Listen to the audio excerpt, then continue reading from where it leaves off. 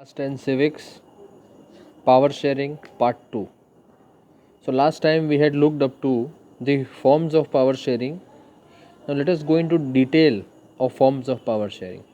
तो पहला है power sharing among organs of the government. सरकार के जो अलग अलग अंग हैं उसके बीच में पावर शेयरिंग किस ढंग से होता है। तो basically power is shared between the legislature, executive and the judiciary. This are the three organs of the government. Legislature का काम है कानून बनाना, एग्जीक्यूटिव का काम है उस कानून को अब इम्प्लीमेंट करना, और जुडिशरी का काम है डिस्प्यूट्स जो होते हैं उनको सॉल्व करना।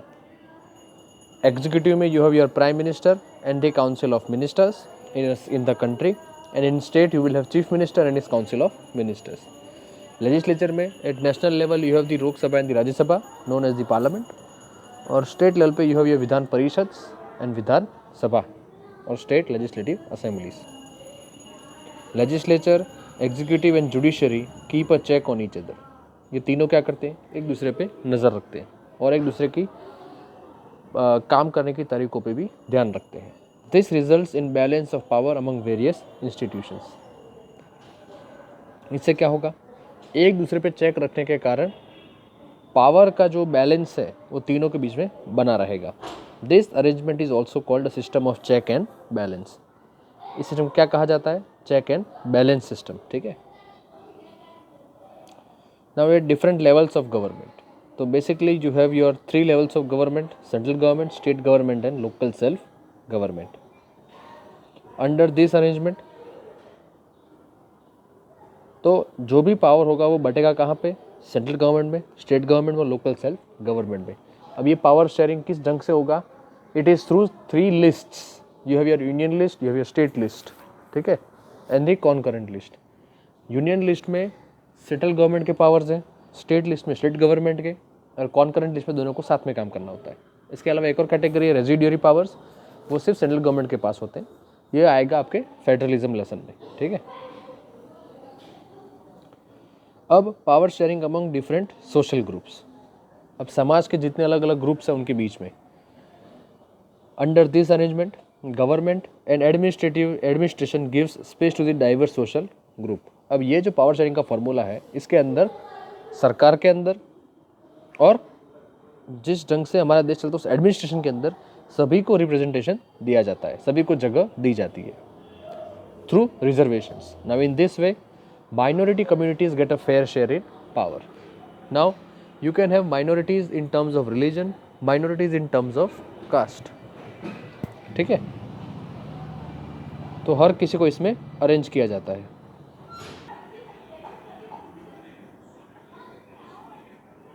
Now let us look at power sharing among political parties, pressure groups and movements. Now in democracy different parties compete to come to power.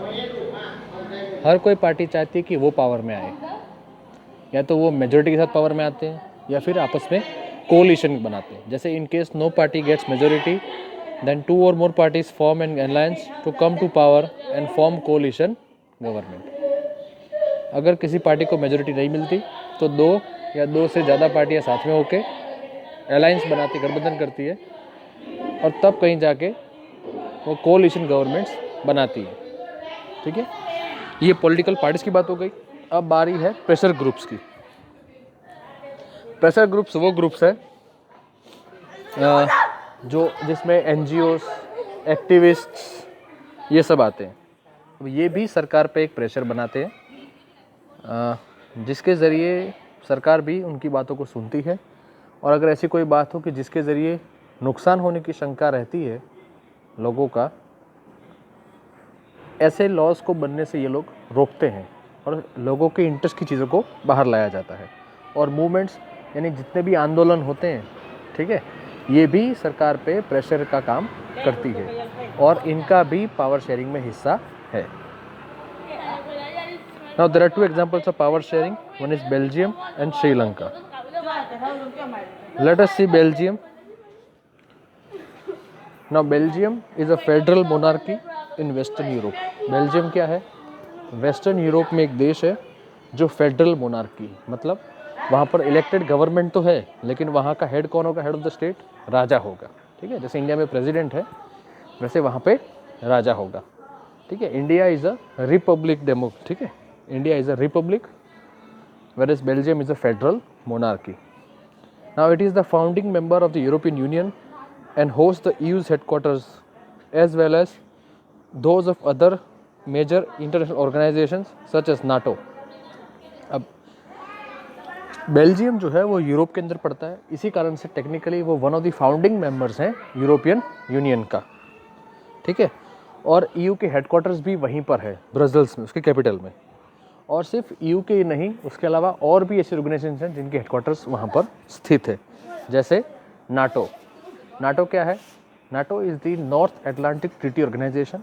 ये एक ऐसा ग्रुप है कंट्रीज़ का जिसके अंदर सारी European countries, mostly European countries और USA, ये सारी कंट्रीज़ एक साथ मिलकर इन्होंने एक ग्रुप बना रखा है, ठीक है, for better military cooperations and economic cooperation, ठीक है। तो Belgium covers an area of 30,528 square kilometres and it has a population of about 11 million. Belgium की जो लंबाई है वो है 30,528 स्क्वायर किलोमीटर और वहाँ पे 11 मिलियन पीपल वहाँ की पॉपुलेशन है। Now look at the ethnic composition of Belgium. Now remember, in Belgium, 59% are Dutch speakers, 40% are French speakers, 1% is German speakers. Brussels में जो उसका कैपिटल है वहाँ पे परिस्थिति उलट है, वहाँ पर 20% डच स्पीकर्स है और 80% फ्रेंच स्पीकर्स। अब आप देखेंगे कि भाई बेल्जियम में जो पूरे देश का अगर हम देखने जाए तो वहाँ की माइनॉरिटी फ्रेंच हुई, जर्मन के साथ साथ कौन हुई? फ्रेंच। लेकिन ब्रसेल्स के अंदर जो माइनॉरिटी है वो मेजॉरिटी हो गई, यानी फ्रेंच स्पीकर्स जो पूरे देश में माइनॉरिटी में थे वो ब्रसेल्स में मेजॉरिटी में है, ठीक है। और डच स्पीकर जो देश भर में मेजॉरिटी में है वो कैपिटल में माइनॉरिटी में है। तो this was a very complicated situation कि जो पूरे देश में मेजॉरिटी में है वो कैपिटल में माइनॉरिटी है और जो पूरे देश में माइनॉरिटी है वो कैपिटल में मेजॉरिटी है। इसको बैलेंस कैसे किया जाए? Then certain recommendations were made और इसके हिसाब से फिर बेल्जियम में अकोमोडेशन तय किया गया। तो पहली चीज़ थी the constitution of Belgium states that the number of Dutch and French speaking ministers shall be equal in central government. जो बेल्जियम की गवर्नमेंट होगी, सेंट्रल गवर्नमेंट, उसके अंदर फ्रेंच स्पीकर्स और डच स्पीकर्स के जो मंत्री होंगे उनकी संख्या बराबर होगी। Many powers of central government have been given to the state government. Central government की बहुत सारी पावर्स स्टेट गवर्नमेंट को दे रखी है। और अब Brussels have a separate government in which each party has the equal representation. अब क्या हुआ है कि देश की सरकार तो है ही, लेकिन कैपिटल की अपनी सरकार है, ब्रसेल्स की अपनी सरकार है, ठीक है। और हर पार्टी का उसमें इक्वल रिप्रेजेंटेशन है, ना ज़्यादा ना कम, फिक्स्ड है वो। अब उसके अलावा there is also a third kind of government called the community government which is elected by the people belonging to the one language community. तो बेसिकली बेल्जियम में 3 प्रकार की सरकारें हैं। You have your central government, you have your state government, Brussels की अपनी खुद की सरकार है, and then you have your community governments, ठीक है। कि फ्रेंच कम्युनिटी है तो they have their own government, फिर डच स्पीकिंग कम्युनिटी उनकी अपनी सरकार, जर्मन स्पीकिंग उनकी अपनी सरकार, ठीक है। This is how Belgium try to accommodate everybody in its power sharing formula. Sri Lanka हमने आधा केस देखा है। तो Sri Lanka officially known as the democratic socialist republic of Sri Lanka. Sri Lanka का पूरा नाम क्या है? Democratic socialist republic of Sri Lanka. It is an island country in the northern Indian ocean off the southern coast of the Indian subcontinent in south Asia. Until 1972 it was known as Ceylon, फिर उसका नाम बदल के बन गया Sri Lanka. Now Sri Lanka has marine time borders. ये श्रीलंका की समुद्री बॉर्डर्स है भारत के साथ टू द नॉर्थ वेस्ट और मालदीव के साथ साउथ वेस्ट में। अब एथनिक कंपोजिशन ऑफ श्रीलंका हम देखेंगे तो आप ये ज़रा यहाँ गौर से देखिए कि जो ये रेड एरिया जितना है that is occupied by Sri Lankan Tamils, ठीक है।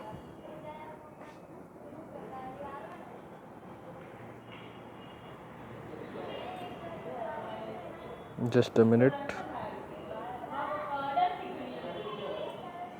Now see this red part, ये पूरा जो रेड पार्ट है ये है आपका नॉर्थन हिस्सा और ये आपका ईस्टर्न हिस्सा। Now this is occupied by Sri Lankan Tamils, उसमें आपके हिंदूज और मुस्लिम्स दोनों आ गए, ठीक है। उसके बाद अगर हम देखते हैं तो ये जो पीला हिस्सा जितना है that is occupied by Sinhalese 74%, और वो सभी के सभी बुद्धिस्ट है, ठीक है। अब श्रीलंकन तमिल्स और इंडियन तमिल्स, ठीक है, ये जो ब्राउन एरिया है that is occupied by Indian Tamils, और ऊपर वाला जो एरिया है रेड और ये it is occupied by Sri Lankan Tamils. Sri Lanka के अंदर टोटल 18% तमिल्स रहते हैं, श्रीलंकन और इंडियन तमिल्स को मिला के, ठीक है। अब यहाँ पे सिन्हालीज एंड तमिल्स, उसके अंदर 7% क्रिश्चियन है और 1% मुस्लिम्स है जो इधर रहते हैं, ठीक है।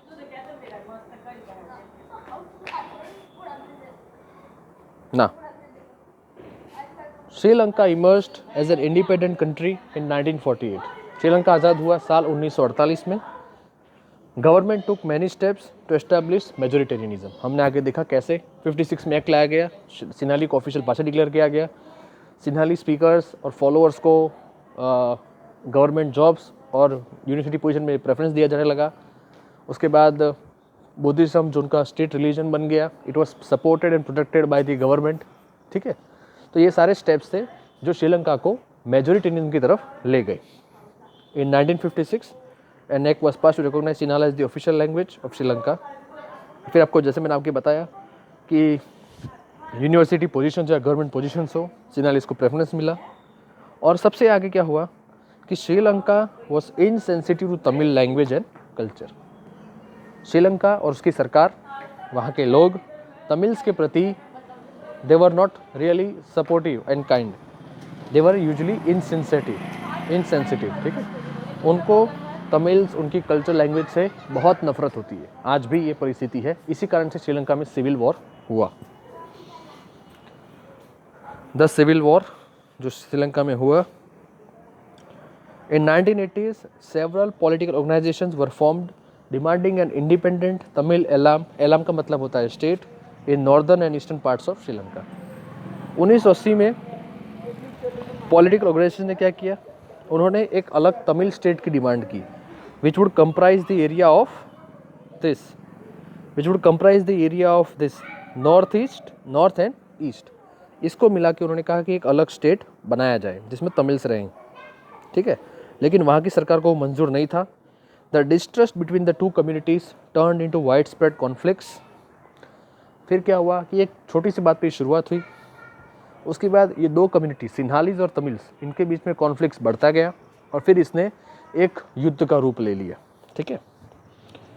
Soon turned into a civil war and as a result thousands of people were forced to leave the country and this civil war is still going on mentally। आज ये सिविल वॉर ख़त्म हो चुका है देश में, लेकिन उसकी असर आज भी आपको वहाँ पर देखने को मिलेगी। बहुत सारे लोग डिस्प्लेस हो गए, बहुत सारे हज़ारों लोग मारे भी गए, ठीक है। They were all led by LTT। LTT is liberation tigers of Tamil Eelam, ठीक है। And with this your lesson is over. Thank you.